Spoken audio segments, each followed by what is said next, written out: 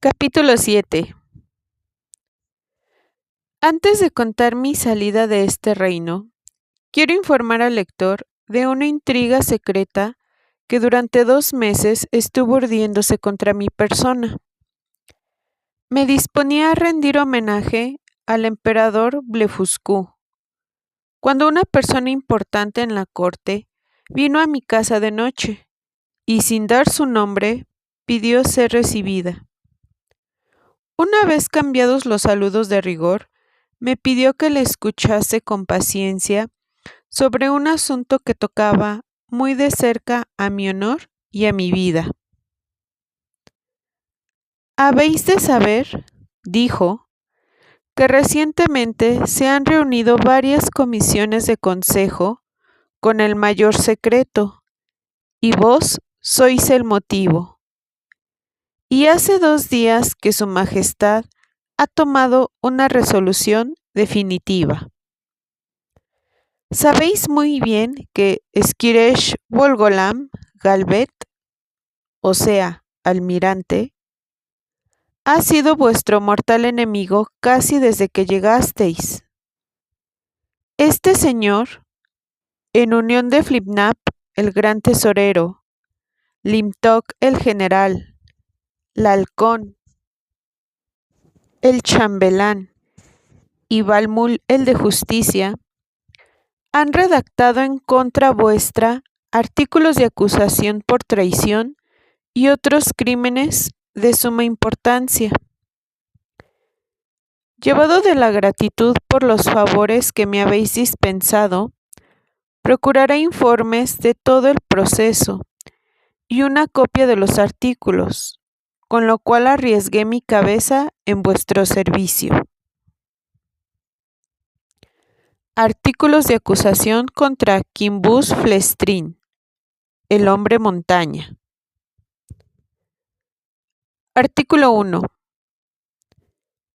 Que el citado Quimbus Flestrin, habiendo traído la flota imperial de Blefuscu al puerto real, y habiéndole después ordenado Su Majestad Imperial capturar a todos los demás barcos del citado imperio de Blefuscu, y reducir aquel imperio a la condición de provincia, que gobernase un virrey nuestro, y destruir y dar muerte no solo a todos los desterrados anchoextremistas, sino asimismo a toda la gente de aquel imperio que no abjurase inmediatamente de la herejía anchoextremista, él, Flestrin, como un desleal traidor contra su muy benigna y serena Majestad Imperial, pidió ser excusado del citado servicio bajo el pretexto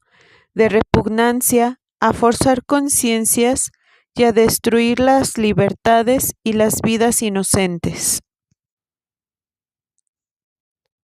Artículo 2. Que habiendo llegado embajadores de la corte de Blefuscu a pedir paz a la corte de Su Majestad, el citado Flestrin, como un desleal traidor, patrocinó, ayudó, alentó y advirtió a los citados embajadores, aunque no ignoraba que se trataba de servidores de un príncipe que recientemente había sido enemigo de Su Majestad Imperial y había estado en guerra declarada contra su citada Majestad. Artículo 3.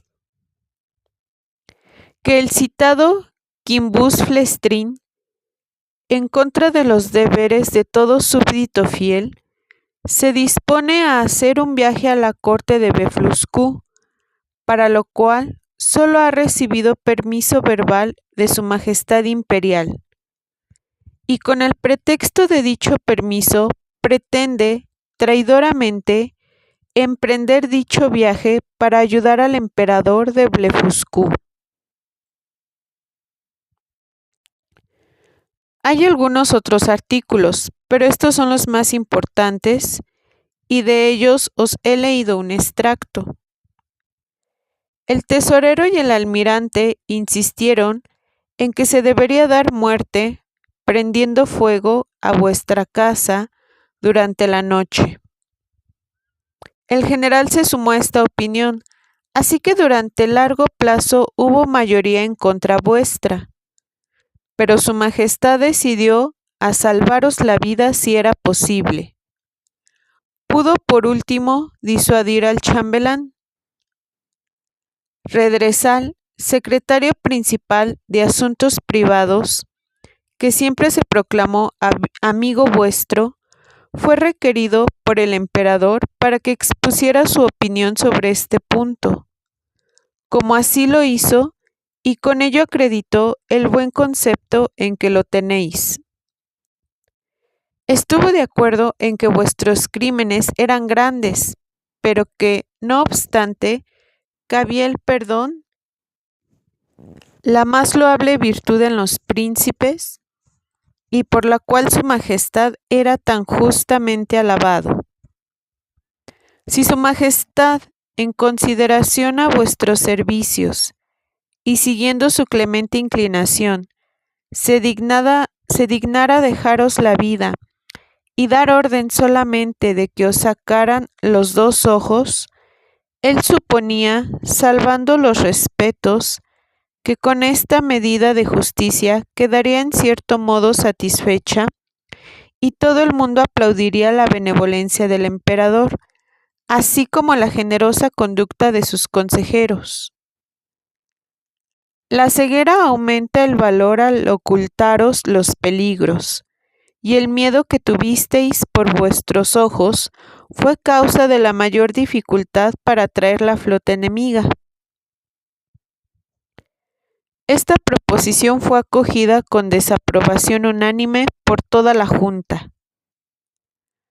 A su juicio, su Sagrada Majestad y el Consejo, que son vuestros jueces, estaban plenamente convencidos de vuestra culpabilidad, lo que era argumento suficiente para condenaros a muerte sin las pruebas requeridas por la letra estricta de la ley.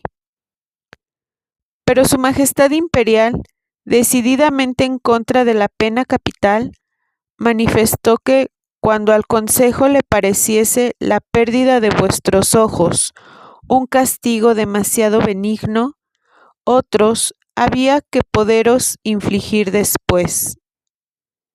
También se opinó que se podía ir aminorando vuestra asignación.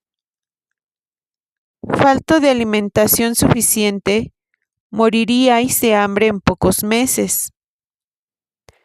Tampoco sería entonces tan peligroso el hedor de vuestro cadáver, reducido como estaría a menos de la mitad, e inmediatamente después de vuestra muerte se podía quitar la carne de vuestros huesos, transportarla con carros y enterrarla en diferentes sitios para evitar infecciones, dejando el esqueleto como un monumento para la posteridad.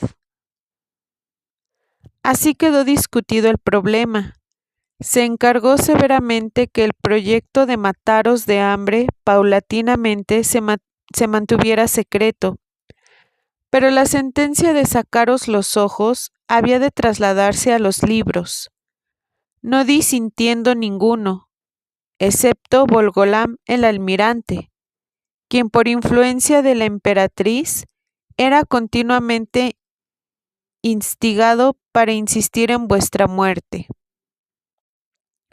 En un plazo de 3 días, vuestro amigo el secretario recibirá el encargo de venir a vuestra casa y leeros los artículos.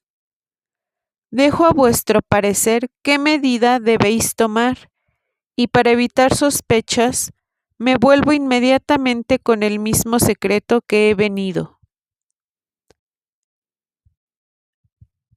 Así lo hizo su señoría, y yo quedé solo, sumido en perplejidades y dudas. Por fin tomé una resolución que probablemente me valga algunas censuras, y no injustamente, pues confieso que el que conserve mis ojos y por tanto mi libertad se lo debo a mi poca experiencia sobre los gobiernos y a mi osadía. Pero empujado por la precipitación de la juventud y disponiendo del permiso de Su Majestad Imperial para rendir homenaje al emperador de Blefuscu, aproveché esta oportunidad, antes de que transcurriesen los 3 días, para enviar una carta a mi amigo el secretario, comunicándole mi resolución de partir aquella misma mañana para Blefuscu, ateniéndome a la licencia que había recibido, y sin esperar respuesta, marché a la parte de la isla donde estaba nuestra flota. Cogí un gran buque de guerra, até un cable a la proa y después de levar anclas me desnudé. Puse mis ropas, junto con mi colcha que me había llevado bajo el brazo, en el buque, y tirando de él, vadeando y nadando, llegué al puerto de Blefuscu, donde me esperaban desde hacía bastante tiempo. Al cabo de 1 hora obtuve respuesta del soberano, quien, acompañado de la familia real y de los magnates de la corte, salía a recibirme. Avancé 100 yardas, me acosté en el suelo para besar la mano de Su Majestad y de la emperatriz. Dije a Su Majestad que había ido en cumplimiento de mi promesa y con permiso del emperador, mi dueño, a tener el honor de ver a un monarca tan poderoso y de ofrecerle cualquier servicio que yo fuese capaz de hacer, y no quebrantara mis deberes hacia mi propio príncipe. No dije una palabra acerca de la desgracia en que había caído, puesto que yo no tenía informes oficiales de ella, y debía fingirme por completo ignorante de tal designio. Ni tampoco podía razonablemente pensar que el emperador descubriese el secreto, estando yo fuera de su alcance. No obstante, pronto pudo darme cuenta de que me engañaba.